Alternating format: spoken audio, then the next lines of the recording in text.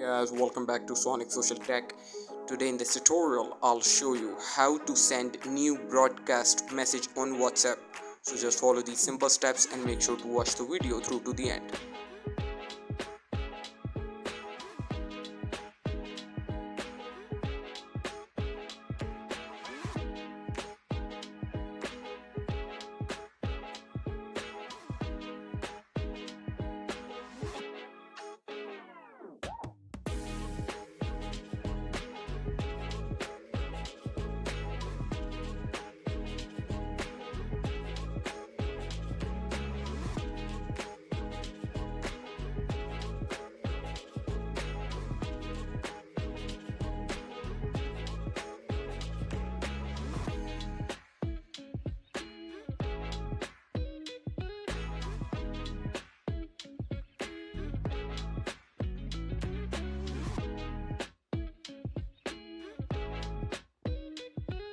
Thank you for watching guys. Make sure to like and subscribe.